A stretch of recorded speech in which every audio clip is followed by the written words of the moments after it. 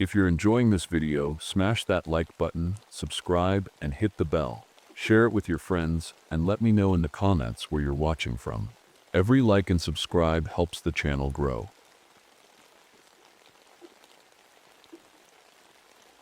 My name is Daniel Harmon, park ranger at Boundary Waters, Minnesota for almost 15 years now. The morning air feels crisp against my face as I paddle across the still lake. Mist rises from the water like ghosts dancing in the early light. This is my favorite time of day, just me, my canoe, and the gentle call of loons in the distance. I dip my paddle silently, careful not to disturb the perfect mirror of the lake's surface. A family of otters plays near the shore, tumbling over each other like happy children. I smile, despite the heaviness in my chest. The divorce papers sitting on my cabin table have been there for 3 days now.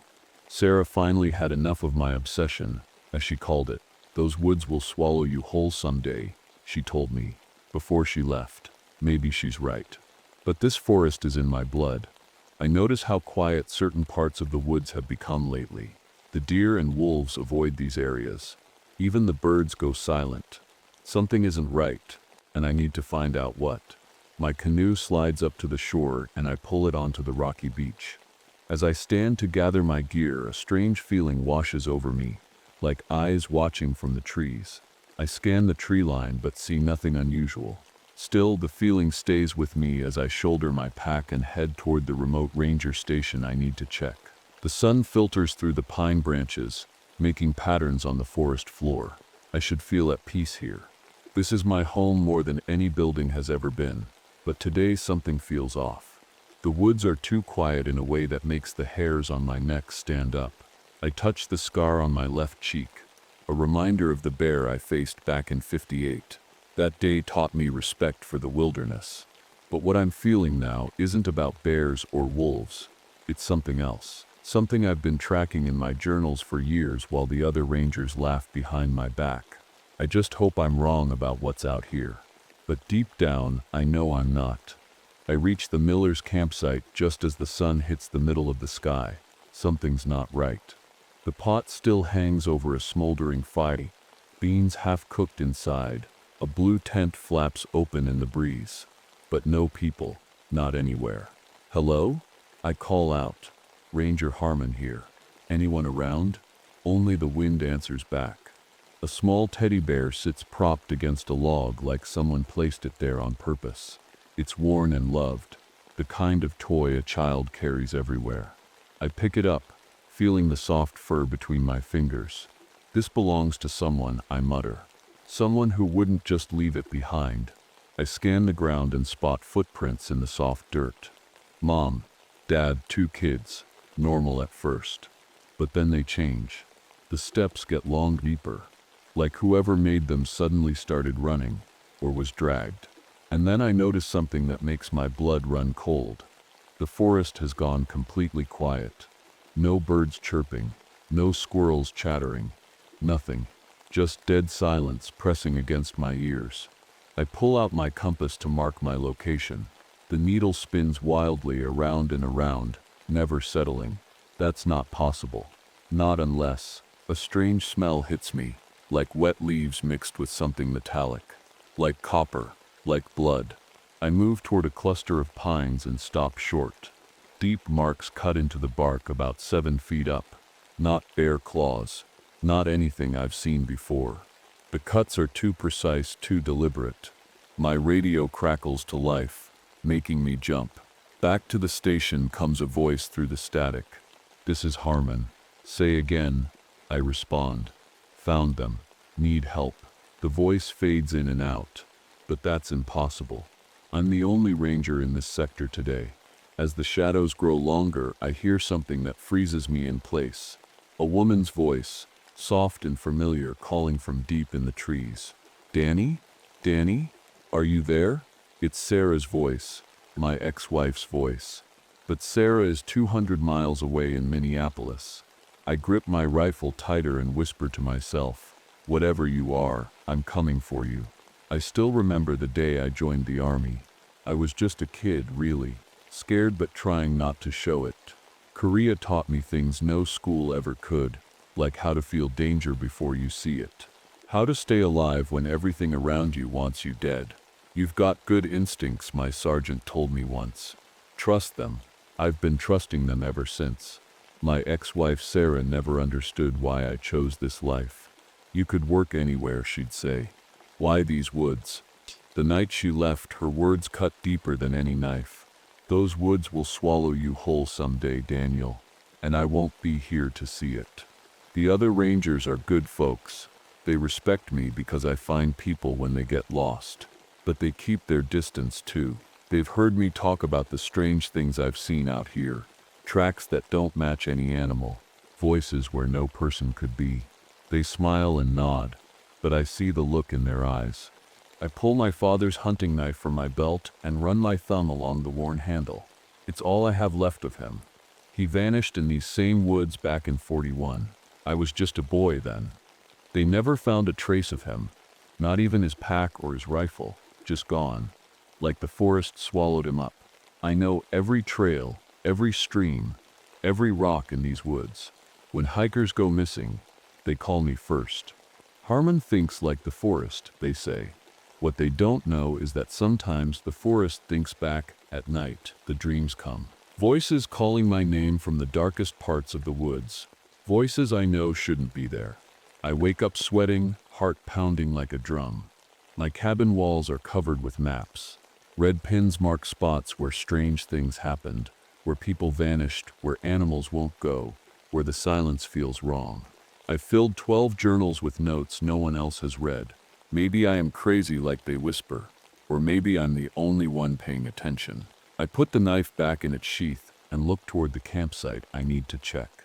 The Millers, Mom, Dad, 2 kids were supposed to check in yesterday. They never did. Something in my gut tells me this isn't just folks forgetting to call in. Something's wrong, and it's my job to find out what. We've got a missing family, I tell Chief Ranger Wilson back at headquarters. The Millers, Mom, Dad, 2 kids. Something's not right. Wilson sighs and rubs his forehead. Probably just wandered off trail, Harmon. You know how city folks get. Their food was still cooking, I say firmly, and I found other things. He looks at me for a long moment. Fine. Take Rodriguez, Patel, and Williams, but I want radio check-ins every hour. An hour later, our search party reaches the Miller's car. It sits abandoned at the trailhead, doors hanging open like someone left in a hurry. Most of their camping gear is still packed inside. Look at this, Rodriguez calls. He points to strange marks carved into a nearby tree. My stomach tightens. I've seen these before in my journals. We should stick together, I tell the others. Williams shakes his head. We'll cover more ground if we split up. 4 directions, 4 rangers. Bad idea, I warn, but they're already checking their radios and compass bearings. 1 hour, then we meet back here, Patel says, tapping her watch. I watch them disappear into different parts of the forest, a bad feeling growing in my chest. 20 minutes later, my radio crackles. Harmon. It's Rodriguez, voice excited. I found the boy. His static cuts him off.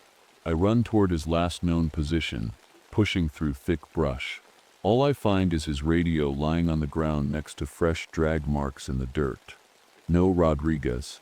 Williams. Patel. Come in. I call into my radio. I hear someone. Patel responds, voice hushed. A woman, crying for help. I think it's Mrs. Miller. Wait for me, I shout. Don't approach alone. No answer. The sky darkens too quickly, like someone's pulling a curtain across the sun.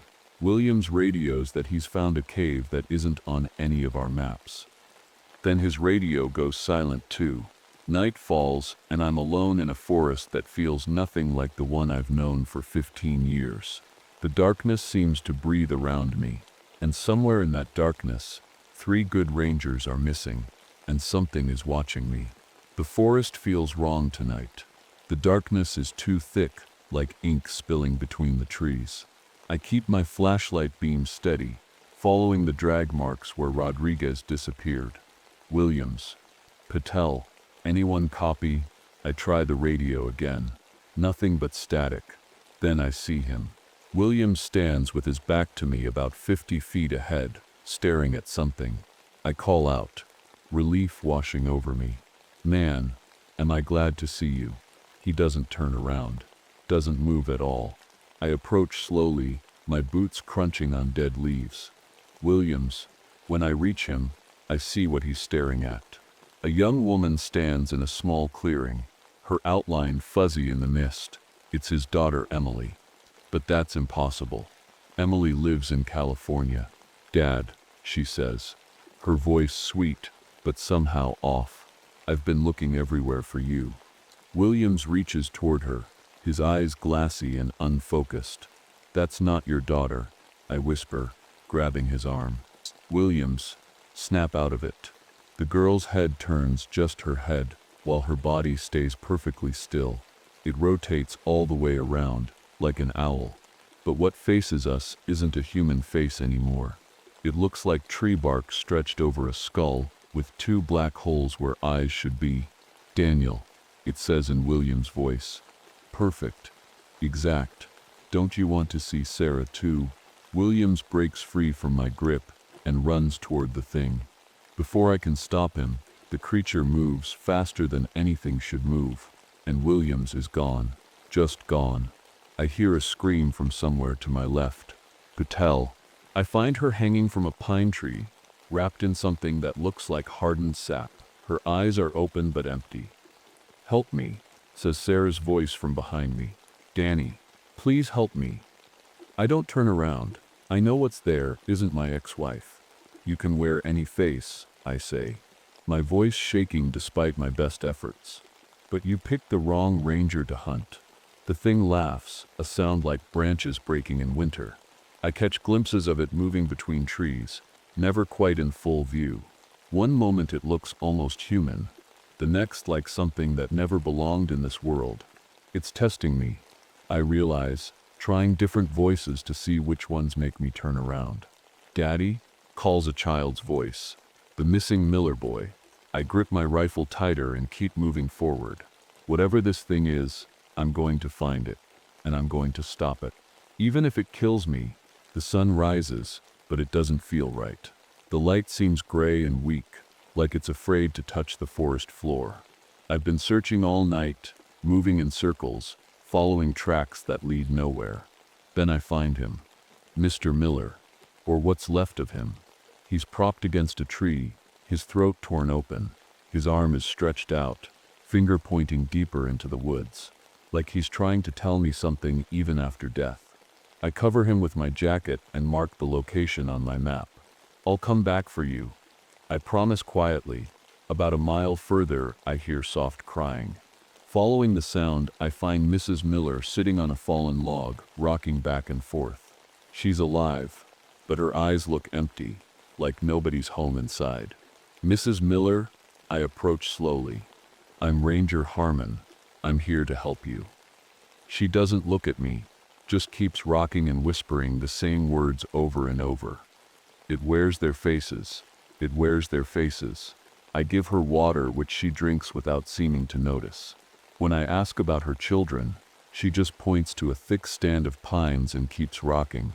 Beyond the pines, I find something that makes my skin crawl. A nest, not like a bird's nest, but something twisted and wrong. It's made of branches bent into impossible shapes, woven together like a basket. Inside are watches, wallets, glasses, toys, things that belong to people. I pick up a silver pocket watch and nearly drop it when I see the initials. J.H. James Harmon. My father's watch. He's been here all along, I whisper, clutching the watch. All these years, a movement catches my eye. At the edge of my flashlight beam stands a small boy in dirty pajamas. Tommy Miller. He doesn't speak, just raises his hand and beckons me to follow. Tommy, are you hurt? I call softly. He turns and walks into the shadows. I follow, keeping my distance. Something's not right about how he moves, too stiff, like a puppet. I catch up to him in a small clearing and reach for his shoulder. Tommy, we need to. He turns around and for just a second, His face slips like a mask sliding sideways. Underneath is something that isn't human at all. I stumble backward as the thing that isn't Tommy tilts its head and smiles with too many teeth. "Where's your sister?" I ask, trying to keep my voice steady. The thing points up. In the branches above us, Emily Miller hangs like a broken doll, her head moving in perfect sync with her brother's. When he raises his arm, she raises hers. When he smiles, she smiles, and I realize with horror that whatever this thing is, it's controlling them both like toys. "Let them go," I say, raising my rifle. The children laugh together, the same laugh at the exact same time. And then they speak with one voice, not a child's voice at all. "Ranger Harmon," they say together. "We've been waiting for you." I make it back to headquarters with Mrs. Miller, but she hasn't spoken a word since I found her. The doctors say she's in shock. I don't tell them what I saw in the woods. They wouldn't believe me anyway. Chief Wilson stares at me from across his desk. 3 rangers missing, a man dead, and you're telling me it's some kind of, what exactly? I don't know what to call it, I admit, but it's been taking people for years, decades maybe. Wilson sighs. "Harmon, you're the best tracker we've got, but this story," I place my father's pocket watch on his desk. "This belonged to my father. He disappeared in 1941. I found it in that thing's nest." Wilson picks up the watch, turning it over in his hands. "Could be a coincidence." "You know it's not," I say quietly. That afternoon I drive to the local library in town. Miss Jenkins, the old librarian, has been here longer than anyone can remember. If anyone knows the history of these woods, it's her.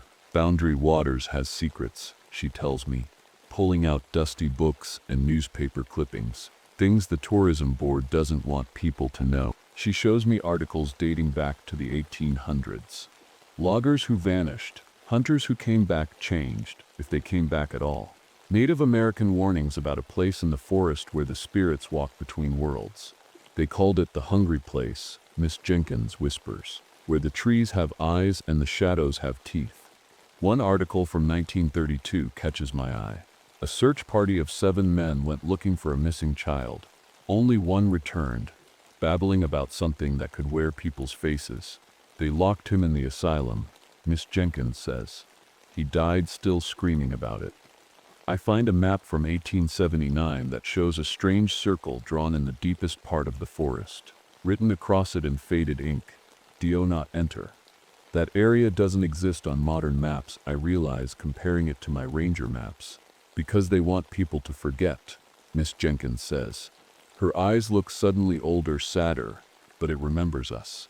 As I leave the library, the sun is setting. Miss Jenkins grabs my arm with surprising strength.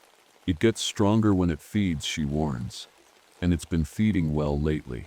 Back in my cabin, I spread out all my maps and journals. The pattern is clear now. Every 20 years the disappearances spike. We're in that cycle now. I think about Rodriguez, Williams, and Patel, about the Miller children still out there somewhere, about my father. Outside my window the forest waits, and somewhere in its depths something is watching my cabin, waiting for me to come back. I load my rifle and pack my gear. This ends tonight. The forest feels different at night. Every shadow seems to move. Every branch looks like a reaching hand. I follow my compass, heading toward the spot marked on that old map. The place they called the hungry place. My flashlight flickers, then dies. I shake it, but nothing happens. The darkness presses in around me. "You won't need that anyway," says a voice behind me. My father's voice. I spin around, a figure stands there, tall, wearing my dad's old hunting jacket. His face is hidden in shadow. "You're not him," I say, my voice steady despite the pounding in my chest. The figure steps closer. "Don't you recognize your own father, Danny? My father disappeared 44 years ago, and now I've come back for you."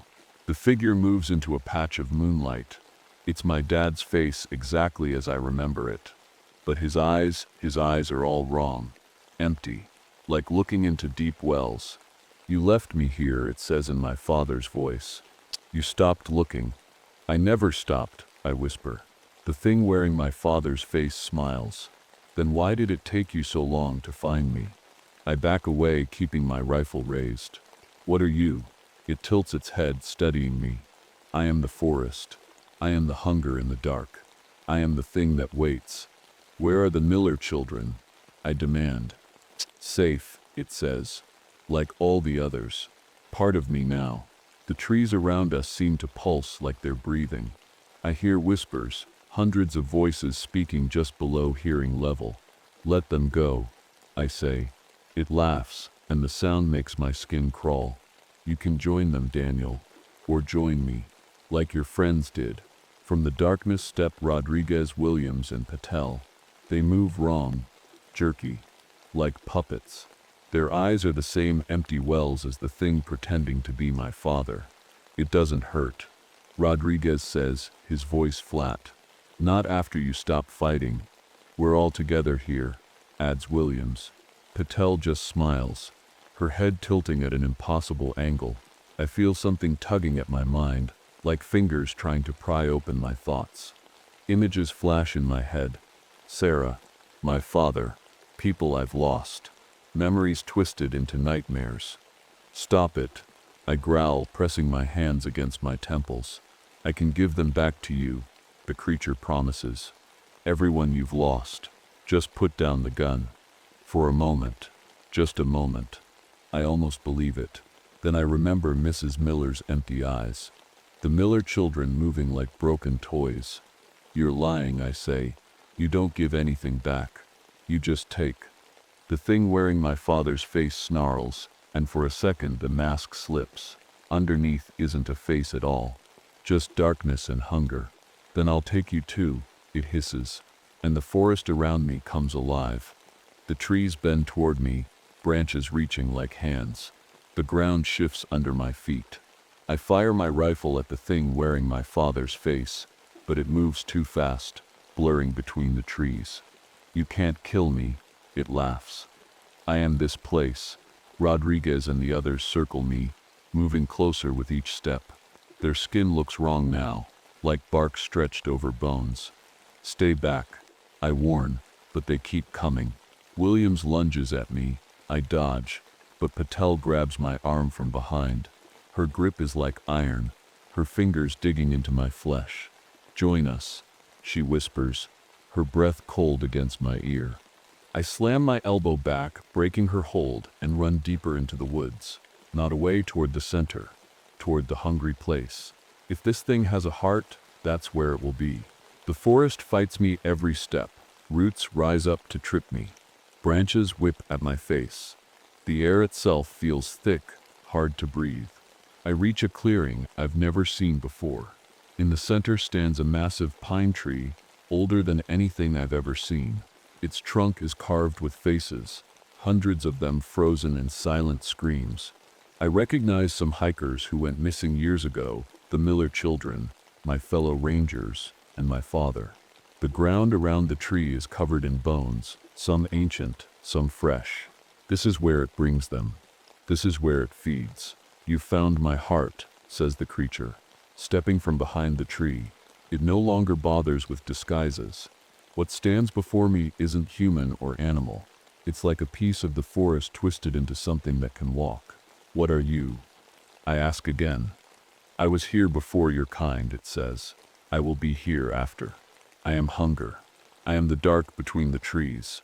You killed my father, I say, raising my rifle. No, it replies. He is part of me now.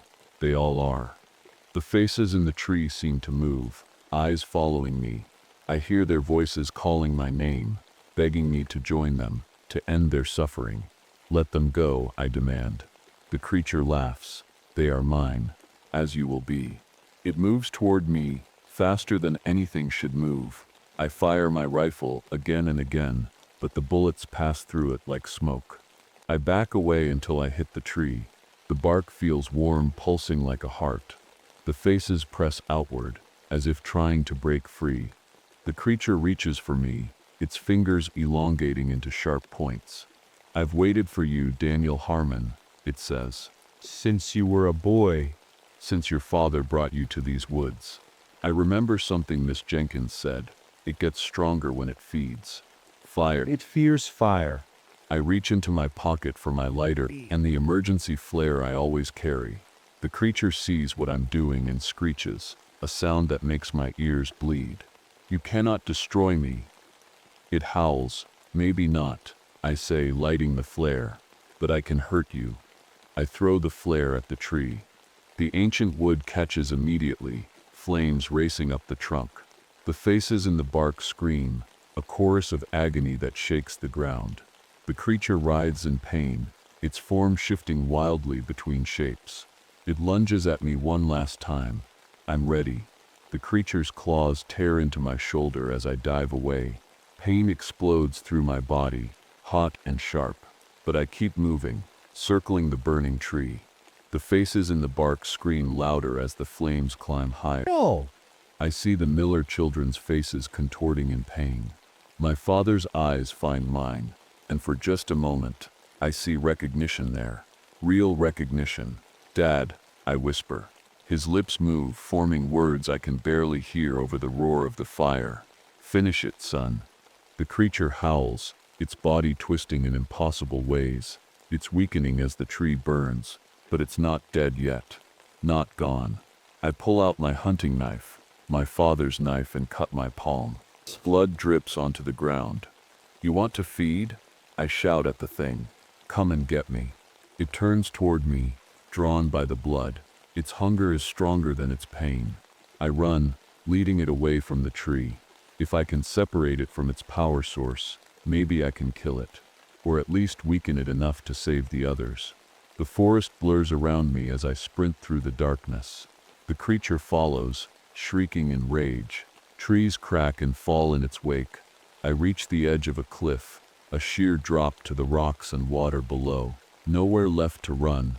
The creature corners me, its form shifting between all the people it's taken. My father, the Rangers, the Miller children. Each face appears and melts away into the next. You cannot escape, it says with 100 voices at once.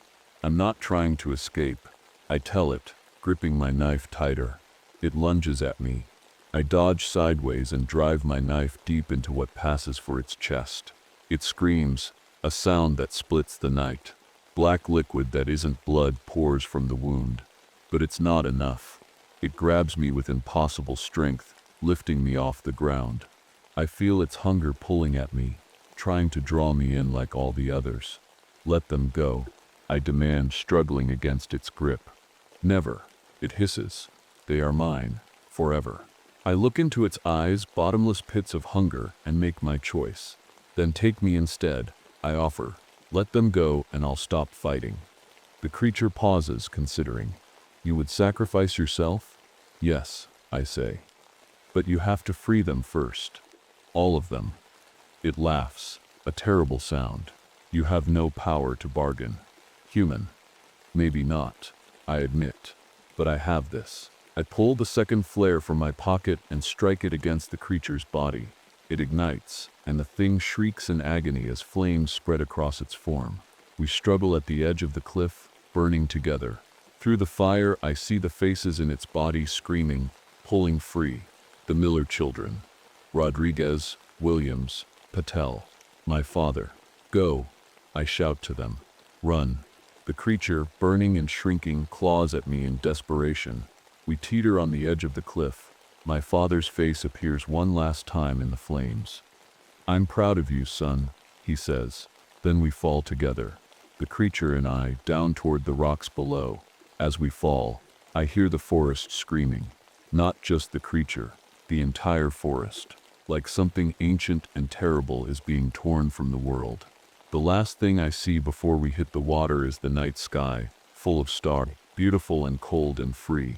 And I think Sarah was right. These woods did swallow me whole, but at least I'm taking this thing with me. 3 days later, a search party finds me washed up on the rocky shore of Lake Superior, barely alive. The doctors say it's a miracle I survived the fall. They don't understand how my wounds are healing so fast. I don't tell them about the black liquid that sometimes seeps from my cuts instead of blood. Chief Wilson visits me in the hospital. We found the Miller children, he says, his voice low. They were wandering in the woods, confused but alive. They don't remember anything. And the others, I ask. Rodriguez, Williams, Patel, Wilson looks away. No sign of them, but we'll keep looking. I nod, not telling him what I know, that they're free now, but not in a way he'd understand. At night, when the nurses aren't watching, I study my reflection in the window. Sometimes, just for a second, my face shifts, like something else is looking out through my eyes. I feel it inside me, a piece of the creature that didn't die, a hunger that wasn't there before. It whispers to me in the dark, telling me about the taste of fear and the joy of the hunt. Sarah comes to visit, her eyes red from crying. They told me you fell off a cliff, she says, taking my hand, that you shouldn't have survived. I didn't. I want to tell her. Not all of me. Instead, I squeeze her hand and smile. I'm tougher than I look. She wants me to come home with her when I'm released. Away from the forest, away from Boundary Waters. I tell her I will. It's safer that way for everyone. The day I leave the hospital, I make Wilson promise to close off that section of the forest. Tell them it's unstable, dangerous, anything. Just keep people out. He agrees, thinking I'm traumatized. Maybe I am. I pack up my cabin, loading boxes into my truck. My journals go in last. 12 volumes of notes about something no one believed existed. Until now. As I drive away, I look in my rearview mirror at the trees growing smaller behind me. For a moment, I think I see faces in the trunks, watching me go. The hunger inside me stirs, wanting to return to those woods. I push it down, gripping the steering wheel tighter. I know the truth now. The creature isn't dead. It can't die. Not completely. Part of it lives in me, and I in it. We're bound together. But I made a choice at that cliff edge.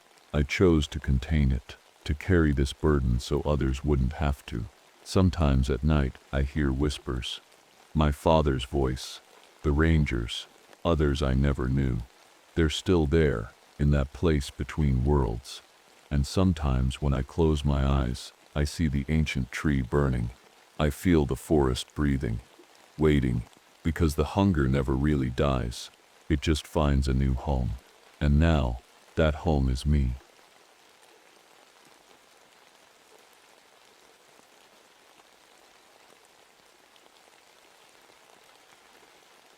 My name is Maggie Thornton, and until 3 weeks ago, I was just a regular park ranger at Glacier Ridge National Park.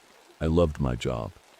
Every morning, I'd wake up in my little cabin near the ranger station, make a cup of strong coffee, and step outside to breathe in that crisp mountain air.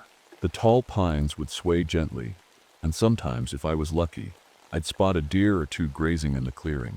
I've been working at Glacier Ridge for 5 years now. It's a beautiful place. Towering mountains, crystal clear lakes, and hiking trails that wind through forests so green they almost hurt your eyes. Tourists love it here, especially in summer. They come with their cameras and hiking boots, eager to see the famous ice caves and the ancient glacier that gives our park its name. My job was simple. I'd patrol the trails, help lost hikers, give talks about wildlife, and make sure everyone followed the park rules. No littering, no feeding the animals, stay on marked paths, that kind of stuff. It was peaceful work, safe work. At least that's what I thought. I remember the day everything changed. It was a perfect morning in late September. The summer crowds had thinned out, and the leaves were just starting to turn golden. The air had that special crispness that comes with early fall in the mountains. I was checking the trail markers on the eastern path when my radio crackled. "Maggie, you there?" It was Dave, my boss at the ranger station. "I'm here. What's up?" I replied, stopping to take a sip from my water bottle. "Got some hikers at the station asking about the Upper Ridge Trail. They want to know if it's still open. Can you swing by and talk to them? You know that area better than anyone." "Sure thing. I'll be there in 20. I didn't know it then, but those hikers would be the first to disappear, and it would be my fault for telling them the trail was safe. If only I'd known what was waiting up there in the mist. I wasn't always a park ranger. Years ago, I was on track to be something different. An Olympic biathlete. That's someone who skis long distances and shoots targets. I was pretty good at it too. I could hit a target the size of an apple from really far away, even with my heart pounding after skiing hard. But that life ended when I left a big competition to help some hikers who got caught in a storm. I couldn't just leave them there, even though it meant giving up my shot at a medal. Some people thought I was crazy, but I never regretted it. Saving lives felt more important than winning. These mountains have always been part of my life. I grew up not far from here, in a small town where everyone knew everyone. My little brother Tommy and I used to go camping with our parents every summer. He was always following me around, wanting to do everything his big sister did. Until that summer when I was 15 and Tommy was 10. We were camping near Elk Lake, just a few miles from where I'm standing now. Mom and Dad let us explore a little trail while they set up camp. I was supposed to watch Tommy. I remember being annoyed because I wanted to read my book instead of babysitting. "Stay where I can see you," I told him, sitting on a rock with my book. I only looked away for 5 minutes, maybe 10. When I looked up, the fog had rolled in, thick and white, and Tommy was gone. I called his name. Then I shouted it. Then I screamed it until my voice gave out. The search lasted 2 weeks. Rangers, volunteers, dogs, helicopters. They looked everywhere, but they never found him. Not a footprint, not a scrap of clothing, nothing. It was like the mountains had swallowed him whole. That's why I became a ranger. I know these mountains better than anyone now. I've mapped every trail, every cave, every dangerous spot. I keep track of strange things too. Weird weather patterns, places where animals won't go, spots where compasses don't work right. The other rangers think I'm a little obsessed. Maybe I am. Chief Ranger Morrison, my boss, he's always telling me to stop chasing ghosts and focus on my regular duties. But he doesn't understand. Something happened to Tommy, and I'm going to figure out what it was. I still have Tommy's compass. Dad gave it to him the morning he disappeared. I found it 3 years ago, half buried near Glacier Creek, miles from where he vanished. It doesn't work right. The needle spins wildly when I get near certain parts of the old glacier. I've never told anyone about finding it. Sometimes I have this dream where I'm lost in thick fog. I can hear Tommy calling my name, but I can't find him. His voice sounds so close, but when I reach out, there's nothing there but cold mist between my fingers. I know it sounds crazy, but sometimes when I'm alone on patrol, I feel like I'm being watched. Not by animals or other hikers, by something else, something that knows me, something that's been waiting. I was checking the eastern trails last Tuesday when I found something strange. A really nice camera was just sitting there on a rock, like someone had put it down for a second and walked away. It was one of those expensive ones that serious photographers use. No dust on it, so it hadn't been there long. I picked it up and turned it on. It still had battery left. I started looking through the pictures thinking maybe I could figure out who it belonged to. There were beautiful shots of mountains, some deer, and the glacier. Normal tourist stuff. Then I got to the last few pictures. They were taken in foggy weather up near Blackwater Ridge. At first, I didn't notice anything weird, just fog and trees. But when I looked closer, I saw something that made my skin go cold. In the background, barely visible in the fog, were tall, thin shadows. They looked like people, but wrong somehow. Too tall, too skinny, and they were standing in places where there shouldn't be any trails. Probably just trees, I told myself. But deep down, I knew trees don't look like that. I put the camera in my backpack and kept walking. That's when I noticed how quiet it had gotten. Usually this part of the forest is full of sounds, birds singing, squirrels chattering, leaves rustling. But now there was nothing, just silence. And it was cold, really cold. Even though it was a sunny day, I could see my breath. It was like walking through invisible patches of winter. I stopped to check my thermometer. It said 38 degrees, but it had been 65 just 10 minutes ago. That's not normal. Not even close. Then I saw the frost. Right there in the middle of the path was a perfect circle of white frost, about the size of a dinner plate. The grass inside it was frozen solid. I touched it and it was ice cold, like a freezer. But all around it, everything was normal. My radio crackled, making me jump. "Thornton, you copy?" It was Martinez, from the station. "I'm here. What's up?" "Just checking in. You've been out of contact for a while." I looked at my watch. It was 3:45 p.m. The last time I checked, it had been 1:30. Where had those 2 hours gone? "Sorry about that. Radio must be acting up. I'm heading back now." As I turned to leave, I noticed something else strange. All the animals were gone. This valley usually has deer, rabbits, even moose sometimes, but there wasn't a single animal in sight. It was like they knew something I didn't. On my way back, I found footprints in a muddy patch of trail. They started out looking normal, like hiking boots, but as they continued, they got longer and narrower, like whoever made them was stretching somehow. The last few prints barely looked human at all. I took pictures with my phone and hurried back to the station. The whole time I felt like something was watching me from the trees. Every few minutes I'd turn around quickly, hoping to catch whatever it was. But there was never anything there. Just the fog, slowly rolling in from the mountains. Back at the ranger station, everyone was talking about the 5 college students who hadn't come back from their hike.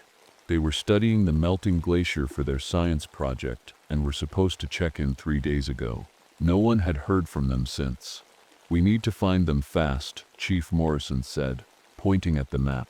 "There's a storm coming in tomorrow night. If they're stuck up there without shelter." He didn't finish the sentence. He didn't have to. I volunteered right away.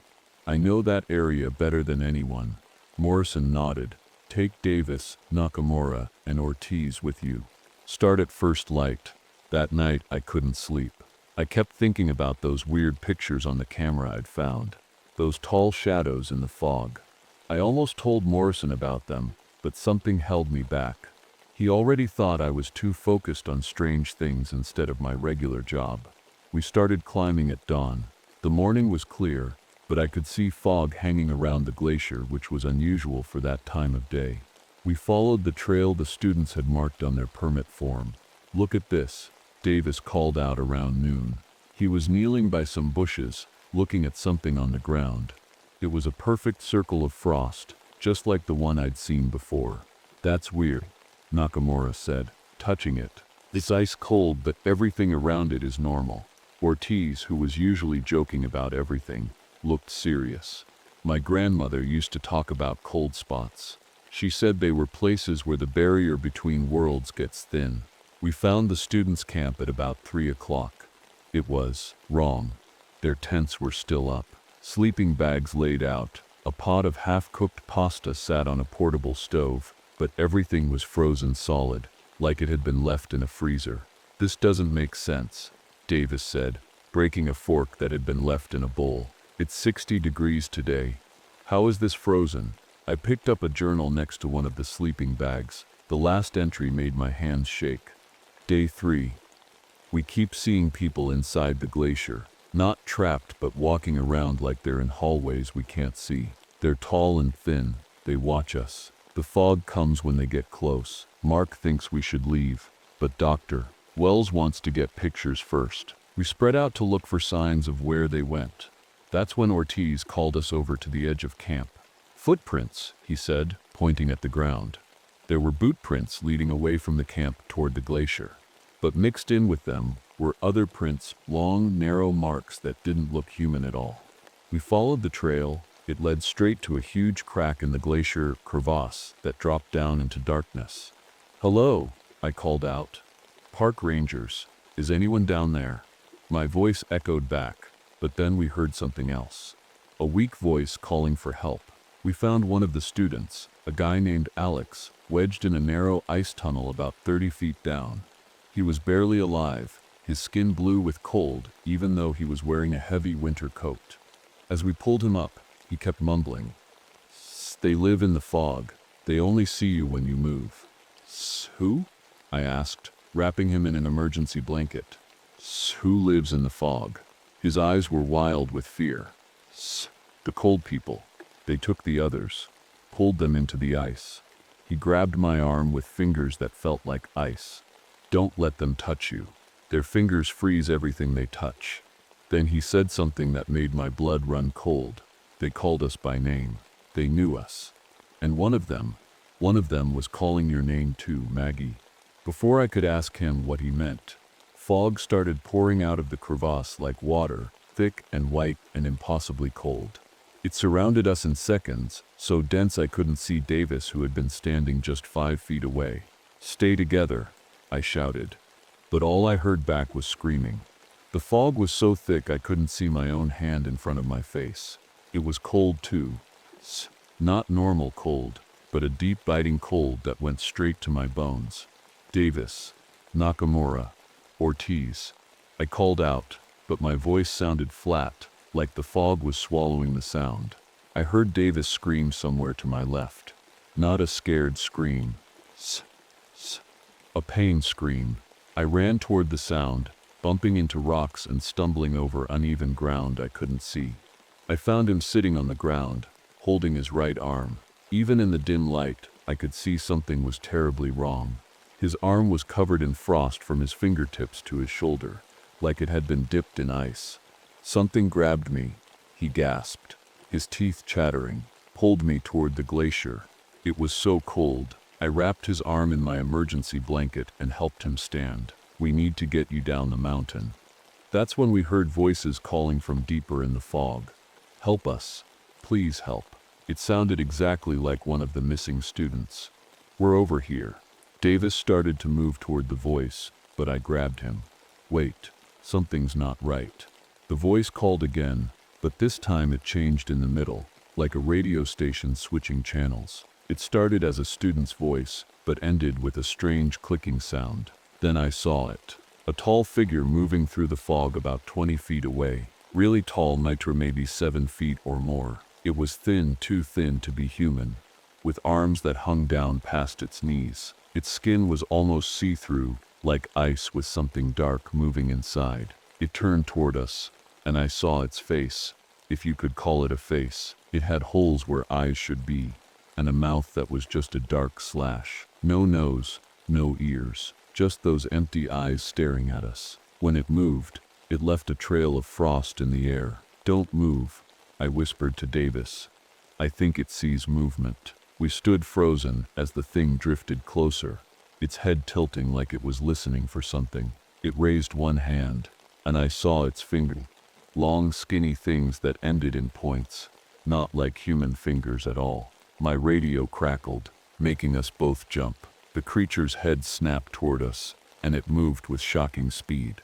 "Run," I yelled, pulling Davis with me. We ran blindly through the fog. Behind us, I heard that clicking sound again, like icicles breaking. Then Nakamura screamed somewhere to our right. I stumbled over something soft on the ground. Looking down, I saw Ortiz. He wasn't moving. His body was completely frozen, like a statue, his face locked in a look of terror. His skin had a blue tint, and frost covered his eyelashes. Davis made a choking sound. "What is happening? What are these things?" I pulled him away from Ortiz's body. "We need to get to the lookout tower. It's not far." As we moved through the fog, I saw more of the creatures. They seemed to phase in and out of sight, most visible when they moved. They were hurting us, I realized with horror, driving us toward the glacier. One of them touched a tree as it passed, and the bark instantly frosted over, cracking with a sound like gunshots. We found Nakamura leaning against a rock, his breathing shallow. Where one of the creatures had touched his leg, the skin was black with frostbite. "They're not human," he said, his voice weak. "They came out of the ice. I saw them forming from the fog." Together, we half-carried Nakamura toward the old fire lookout tower I knew was nearby. Behind us, the clicking sounds grew louder, and the fog swirled with movement. I looked back once and immediately wished I hadn't. The creatures were carrying Ortiz's frozen body, moving his stiff limbs like a puppet. They were using him as bait, and in the swirling mist behind them, I thought I saw a smaller figure, a child-sized shape that moved with the same unnatural grace as the others. It looked so familiar. "Tommy?" I whispered, my heart pounding. The small figure turned, and even through the fog, I could see its eyes, 90 stark, empty holes in a face made of ice. We made it to the lookout tower just as the sun was setting. It was an old wooden building on stilts, with windows on all sides so rangers could spot forest fires. No one used it much anymore, but I knew it had emergency supplies. I locked the door behind us and helped Davis get Nakamura onto the cot in the corner. His leg was bad 90s frozen solid from knee to ankle. Davis wasn't much better, with his arm turning black at the fingertips. "We need to call for help," Davis said, his voice shaking from cold and fear. I tried the radio, but all I got was static and strange clicking sounds, the same sounds the creatures made. I tried my cell phone too. No signal. "We're on our own until morning," I said, trying to sound calmer than I felt. I found some emergency blankets, a first aid kit, and an old kerosene heater. As I lit the heater, I noticed something scratched into the wooden wall. It looked like a diary entry, written in shaky handwriting, October 12, 1978. "They're still out there. Third night now. Mist creatures took Johnson and Perez.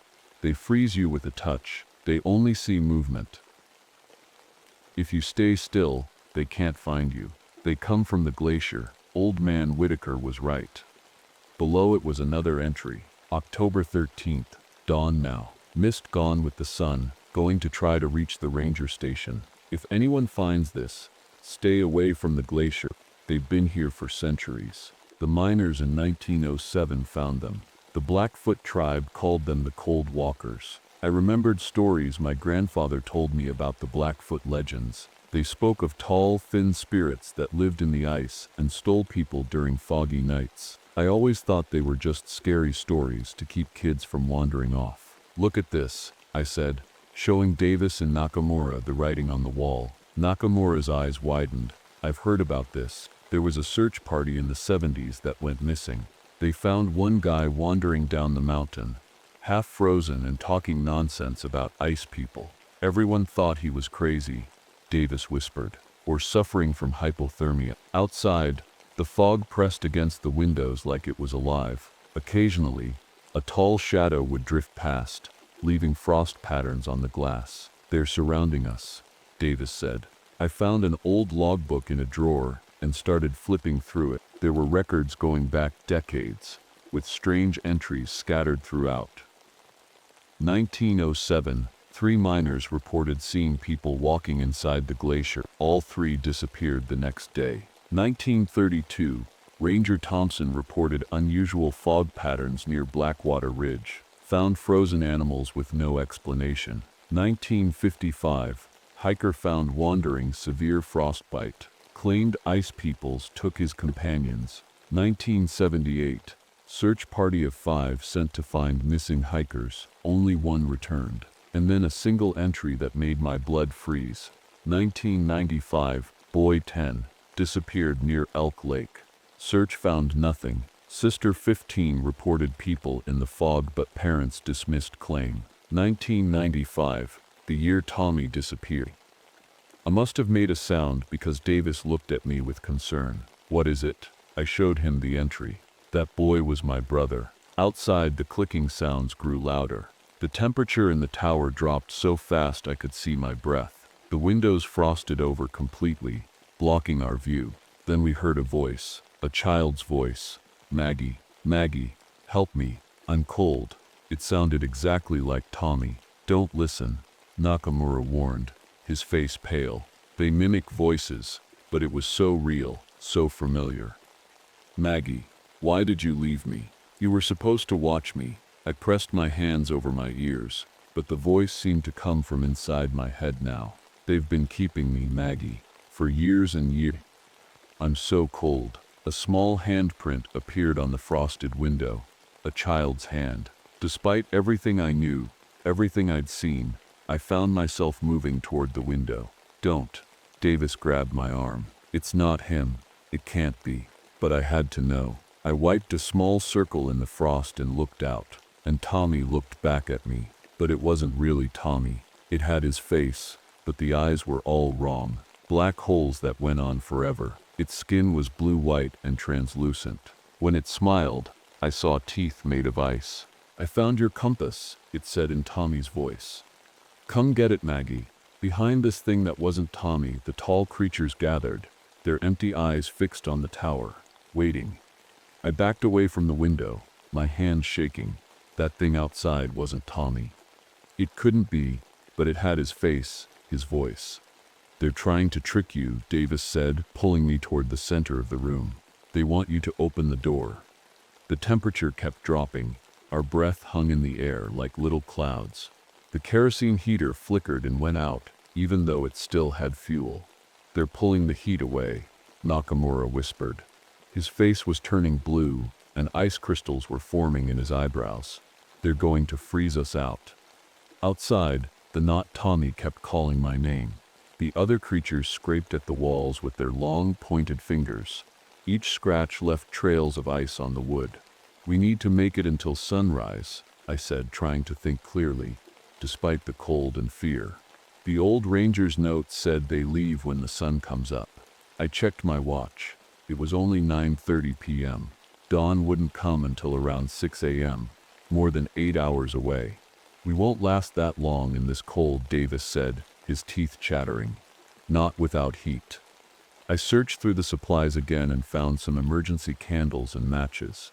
I lit all the candles and placed them around us in a circle. They gave off a tiny bit of heat, not much, but better than nothing. "Huddle together," I said. "Body heat." We sat in a tight circle, wrapped in emergency blankets, with the candles around us. The scratching on the walls got louder. The wood began to crack as the intense cold froze the moisture inside it. "Tell us about your brother," Nakamura said suddenly. "The real Tommy." I looked at him, surprised. "It'll help you remember he's not that thing out there," Nakamura explained, "and it'll keep our minds working." So I told them about Tommy, how he loved collecting rocks and always carried that compass our dad gave him, how he wanted to be a park ranger when he grew up, how he followed me everywhere, even when I didn't want him to. "I was reading a book when he disappeared," I said, the guilt washing over me again. "I should have been watching him." "You were just a kid yourself," Davis said gently. A particularly loud crack made us all jump. One of the windows had split from the cold. Fog began seeping through the crack, bringing that bone-deep chill with it. "We need to block it," I said, looking around for something to use. Davis took off his jacket and stuffed it into the crack. It helped a little, but the fog kept finding ways in. The candles started going out one by one, their flames smothered by the cold. The darkness crept closer. "Maggie," the thing with Tommy's face called from right outside the broken window. "I'm sorry I wandered off. Please let me in. I'm so cold out here." I closed my eyes tight, trying to block out the voice. "It's using your guilt," Davis whispered. "Don't listen." A loud thump shook the whole tower, then another. The creatures were throwing themselves against the walls, trying to break in. "They're getting more aggressive," Nakamura said, his voice weak. The frostbite on his leg was spreading, creeping up past his knee. I checked my watch again. 11:45 p.m. Still so long until dawn. Another window cracked, then another. The fog poured in faster now, bringing that unnatural cold with it. The last candle flickered and died. In the darkness, I felt something touch my hand, something ice cold and not human. I screamed and jerked away. A tall figure loomed over me, barely visible in the darkness. Its long fingers reached for my face. Davis swung a chair at it and the creature shattered like glass, breaking into chunks of ice that quickly melted into fog. "They can break," he shouted. But more fog was pouring in, forming into more creatures. They rose up from the mist like people emerging from water, their bodies taking shape right before our eyes. "The door," I gasped, pointing. The lock was covered in ice, cracking under the pressure. With a splintering sound, the door burst open. Cold fog rolled in like a wave, and with it came the creatures, 5, 10, 15 of them, filling the small tower. And leading them was the one with Tommy's face. It smiled at me with ice crystal teeth. "Found you, Maggie." We backed into a corner, surrounded. Davis grabbed a broken chair leg, holding it like a weapon, but we all knew it wouldn't help much. "The sun," Nakamura whispered urgently. "When does the sun hit the tower first?" "Which direction?" "East side." I said. But that's hours away. Maybe not, he said, pulling something from his pocket. It was a small signal mirror, the kind hikers carry for emergencies. If we can reflect the moonlight. It was a desperate idea, but it was all we had. The moon was full tonight, bright enough to cast shadows. As the creatures closed in, I grabbed the mirror from Nakamura and angled it to catch the moonlight streaming through the broken windows. I aimed the reflected light at the nearest creature, where the concentrated beam hit its chest. The ice-like body began to steam slightly. The creature made that clicking sound and backed away. "It's working," Davis shouted. I swept the beam across the room, driving the creatures back toward the door. But there were so many, and the mirror was so small, and the one that looked like Tommy stayed in the shadows, watching with those empty eyes. "You can't save everyone, Maggie," it said in Tommy's voice. "You couldn't save me." That's when I realized he knew exactly how to hurt me. It knew my deepest fear, my worst guilt, and somehow that made me angry. Really angry. "You're not my brother," I said, my voice stronger than I expected. "Tommy was brave and kind. You're just a monster wearing his face." I aimed the mirror directly at it, catching its face in the reflected moonlight. It shrieked, "I sound like ice breaking on a frozen lake," and put its hands up to shield itself. In that moment, I saw something hanging around its neck. A small object on a cord. Tommy's compass. The sight of Tommy's compass hanging from that thing's neck hit me like a punch to the stomach. That compass was real. It wasn't some trick or copy. It was the actual compass my dad had given Tommy. The one I'd found years ago near Glacier Creek. "Where did you get that?" I demanded, keeping the mirror's light on its chest. The creature hissed, backing away from the light. "It's mine now, just like Tommy is mine." Davis was using a piece of broken glass to reflect moonlight at the other creatures, keeping them at bay. But they were learning, staying in the shadows, waiting. "What do you mean, Tommy is yours?" I asked, my voice shaking. The creature tilted its head in a way that was so much like my brother, it made my heart hurt. "We keep what we take. They become like us. Cold, hungry, forever." Nakamura groaned from behind me. The frostbite was spreading up his body now, his skin turning black in patches. "Ask it about the glacier," he said through chattering teeth. "What are you?" I asked the creature. "Why are you here?" It made a sound like icicles tinkling in the wind. A laugh. "We were here before your kind. When the mountains were covered in ice, we slept in the deep cold." "The glacier," Davis whispered. "They were trapped in the glacier." The creature nodded, its movements jerky like a puppet. "Sleeping, until the ice began to melt. Until we could wake again." A horrible realization hit me. The climate change. The melting glaciers. That's what woke you up. Warm air. Melting ice. We hunger now. Its empty eyes fixed on me. "We need the cold. We make the cold." Outside, the wind picked up, howling around the tower. Through the broken windows, I could see the fog thickening, spreading down the mountain toward the valley. "They're going to freeze everything," Davis said, his voice filled with horror. "Everyone." The creature that looked like Tommy smiled with its ice crystal teeth. "Starting with you, Maggie. You should have watched me better."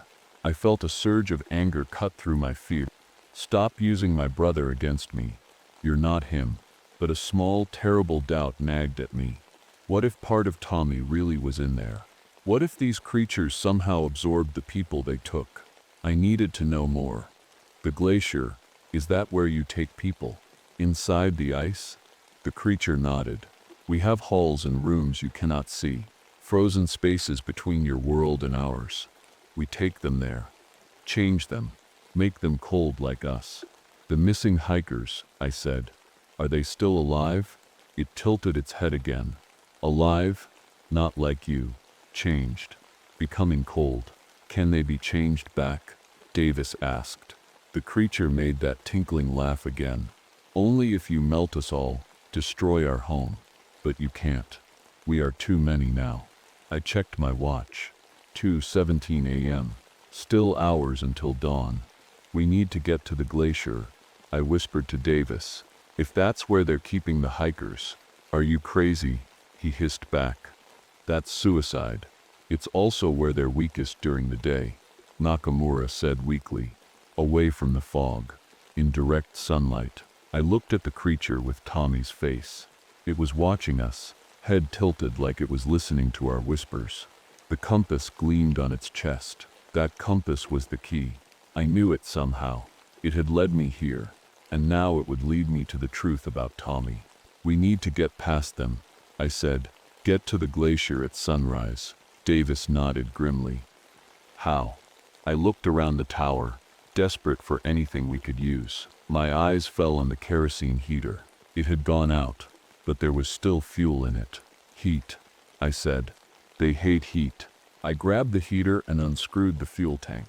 The smell of kerosene filled the air. What are you doing? The Tommy creature asked, suddenly alert. I didn't answer. I tore strips from the emergency blanket and stuffed them into the fuel tank, leaving part hanging out like a wick.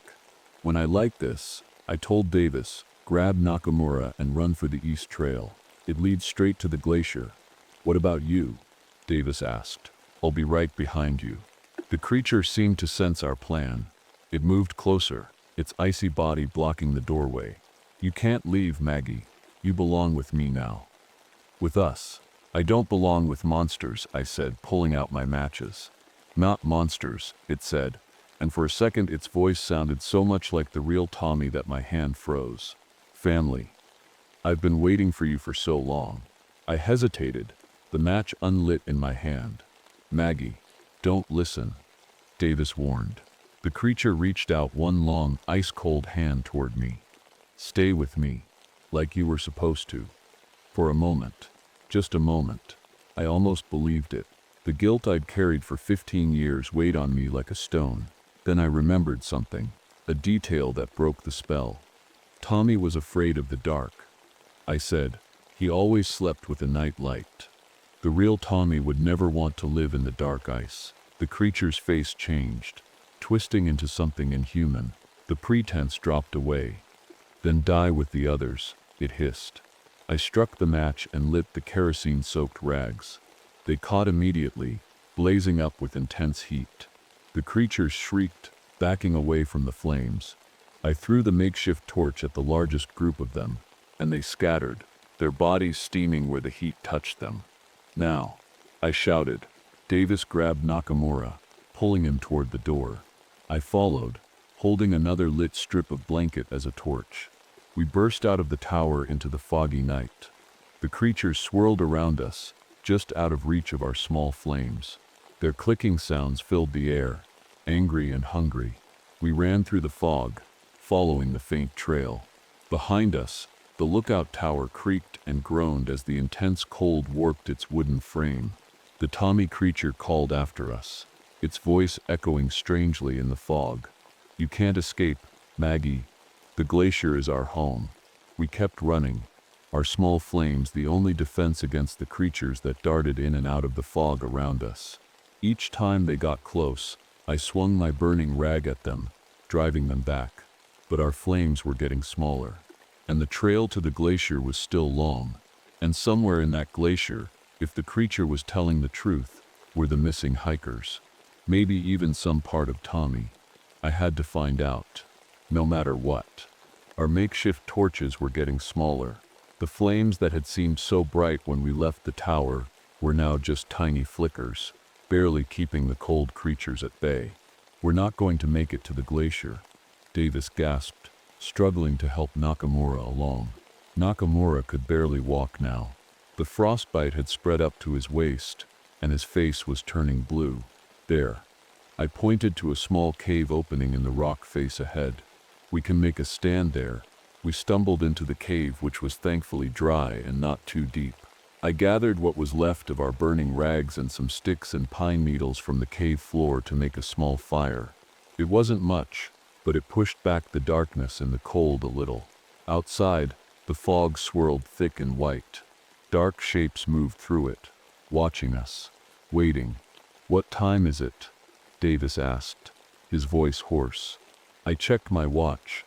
4:30 a.m. Sunrise is around 6 o'clock. I don't think I'll make it that long, Nakamura said quietly. His eyes were glassy and his breathing was shallow. The cold, it's inside me now. I took off my jacket and wrapped it around him, but we all knew it wouldn't help much. Whatever these creatures did when they touched you, it wasn't normal frostbite. It was like they planted seeds of cold that grew inside you. Tell me about the glacier again, I said to Nakamura, trying to keep him talking, keep him with us. You were studying it, right? He nodded weakly. It's been melting fast, too fast. There are parts of it that have only been exposed in the last few years. Deep ice that's been frozen for thousands of years. And that's where these things were trapped, Davis said. Not just trapped, Nakamura whispered. Waiting, hibernating, like seeds. Outside, the clicking sounds grew louder. Our small fire was dying down, and we had nothing left to burn except our clothes. Then I remembered something. I reached into my pocket and pulled out the camera I'd found on the trail days ago. The one with the strange pictures. Maybe there's something on here that can help us, I said, turning it on. The battery was low, but it still worked. I scrolled through the pictures again, past the normal tourist shots to the foggy ones with the strange shapes. But this time I looked more carefully. In one picture, taken near the glacier face, there was something odd. A dark opening in the ice that didn't look natural. It was perfectly round, like a tunnel. Look at this, I showed the others. I think this is how they get in and out of the glacier. Davis squinted at the small screen. That's on the east face, where the sun hits first in the morning. That's why they can only come out in fog and darkness.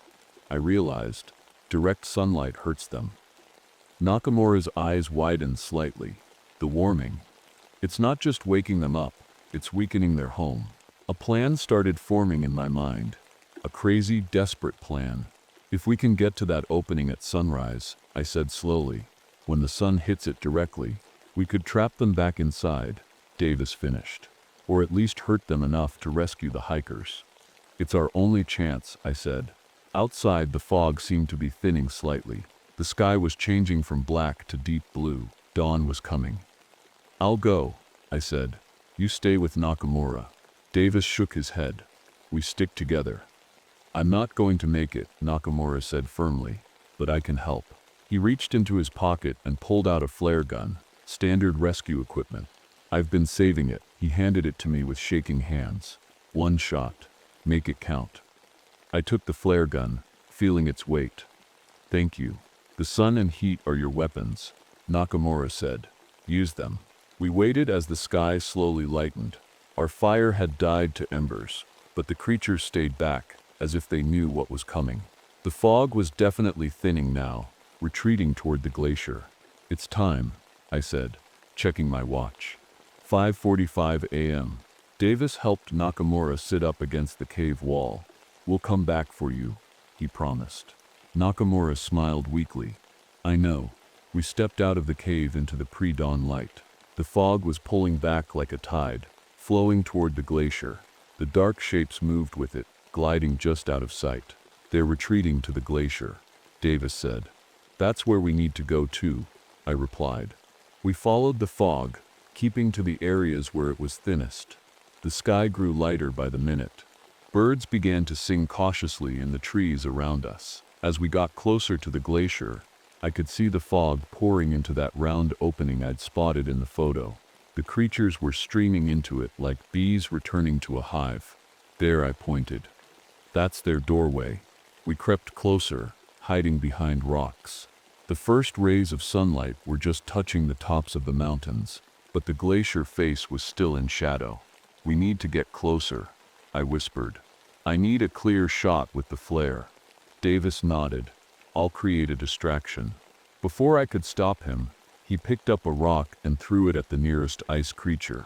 It made that clicking sound and turned toward us. Hey, ice face, Davis shouted. Over here. The creature moved toward him with frightening speed. Davis ran to the right, away from me, drawing it after him. I used the distraction to move closer to the opening. I could see it clearly now, Mayas. a perfect circle in the ice, about 6 feet across. Cold fog poured out of it like smoke from a chimney, and standing guard beside it was the creature with Tommy's face. The compass still hung around its neck, catching the growing light. It saw me and smiled that terrible ice crystal smile. "Too late, Maggie. We're already home." "Not all of you," I said, raising the flare gun. It laughed that tinkling laugh. "You can't hurt us. We are too many." "I'm not aiming at you," I said. The sun crested the mountain ridge, and the first direct rays hit the top of the glacier. The ice lit up like gold. The creature hissed and backed toward the shadow of the opening. "The light burns, but it won't stop us. We'll come back tonight, and the next night, until we've taken everything." "No," I said, "you won't." I aimed the flare gun at the ice above the opening, and a spot where the sunlight was hitting directly. The ice there was already starting to glisten with meltwater. "What are you doing?" the creature asked, suddenly uncertain. "Ending this," I said, and pulled the trigger. The flare shot out with a whoosh, trailing red fire. It hit the ice exactly where I aimed, and for a second, nothing happened. Then the ice began to crack.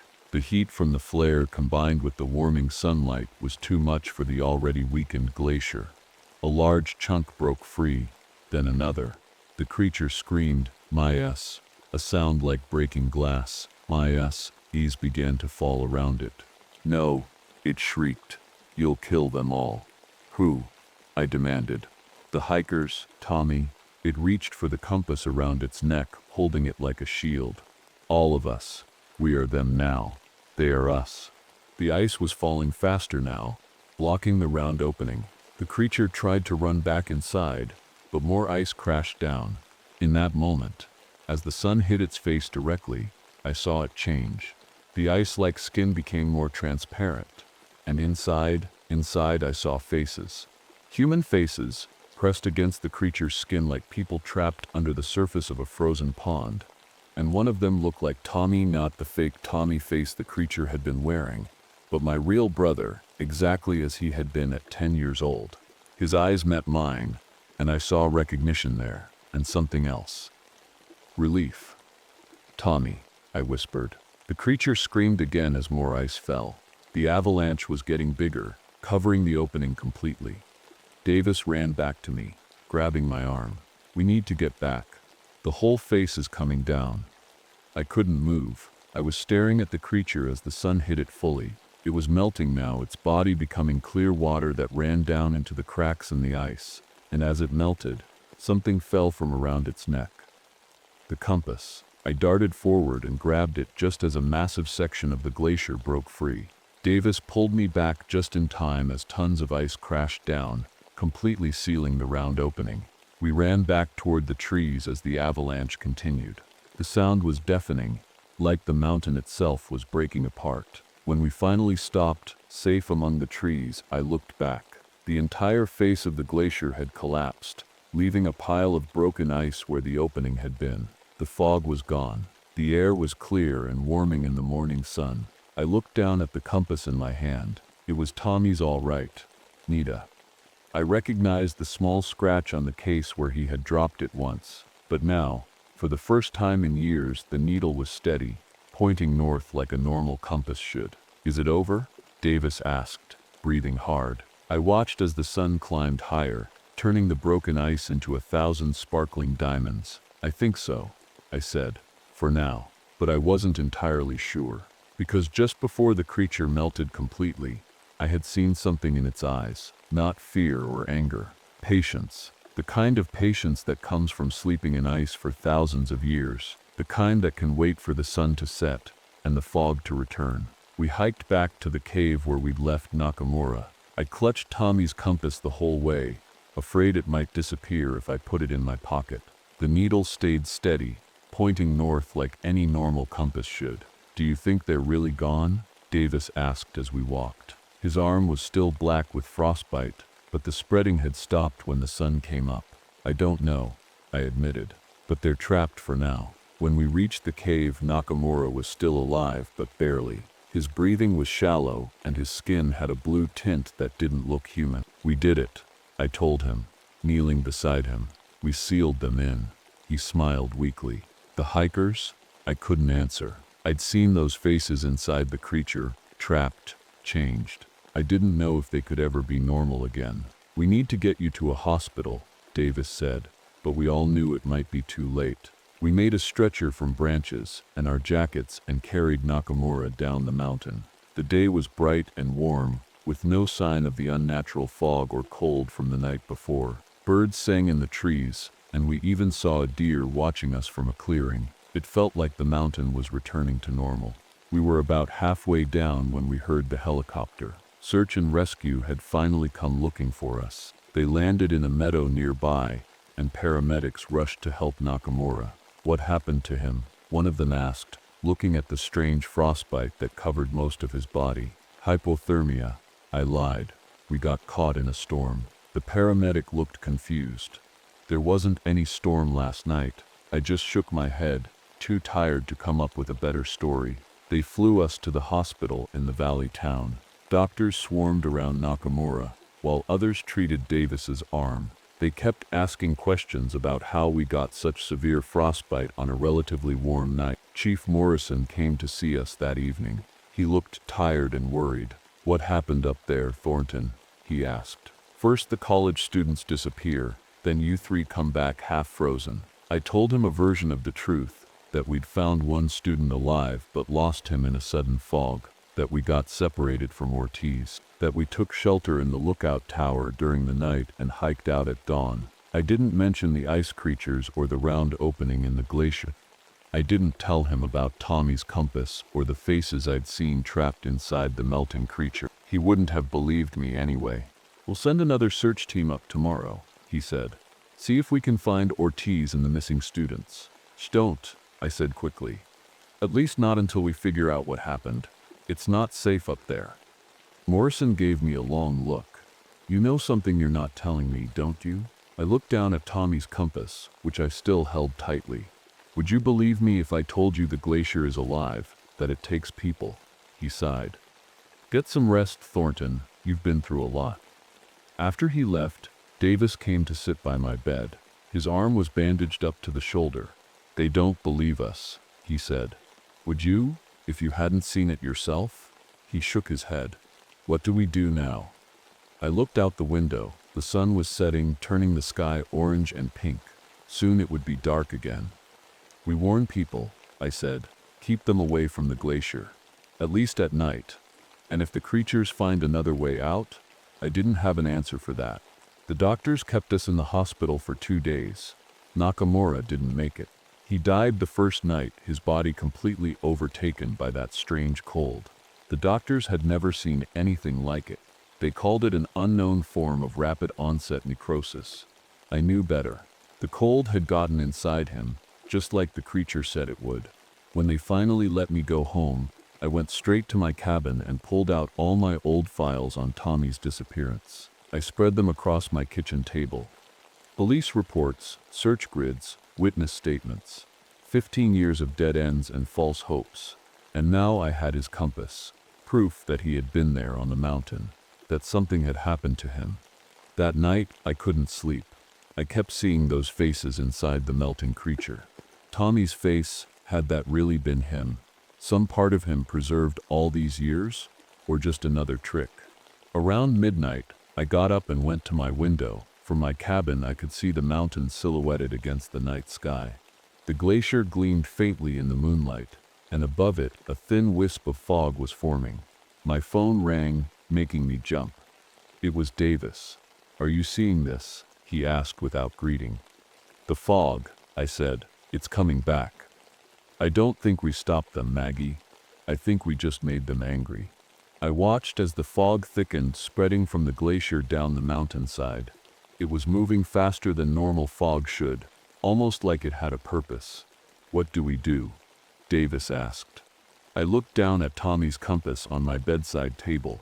The needle was spinning wildly again, just like it used to whenever I got near certain parts of the glacier. "We need to tell people the truth," I said, "whether they believe us or not." And then I picked up the compass. In the moonlight, I could see something I hadn't noticed before: Myver's tiny words scratched into the metal back. I had to squint to read them. They sleep in the deep ice. The sun is their enemy. It was Tommy's handwriting. Then we fight. I said, my voice stronger than I felt. We use what we know against them. The sun, heat, we find a way to drive them back for good. Outside, the fog continued to spread down the mountain toward the valley, toward the town full of sleeping people who had no idea what was coming. They took my brother, I said. They've taken enough. As if in response, the compass needle suddenly stopped spinning and pointed directly at the mountain, at the glacier, at the fog that was now pouring down the slopes like a slow-motion avalanche. And somewhere in that fog, I knew they were coming. The cold walkers, the mist people, the things that had once been human but were now something else entirely.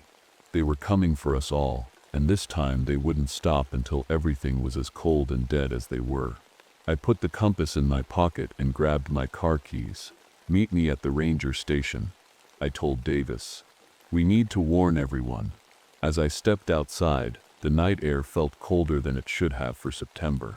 My breath fogged in front of my face, and from the direction of the mountain, carried on the wind, I heard a sound like icicles breaking. They were calling, and part of me, the part that had never stopped looking for Tommy, wanted to answer. But I got in my car and drove toward town instead, toward people who needed to be warned, people who might not believe me until it was too late, because some things should stay frozen, some doors should remain closed, and some mysteries are better left unsolved. But as I drove, I couldn't help glancing in my rearview mirror at the fog rolling down the mountain behind me, getting closer, always closer, and I wondered if I was already too late.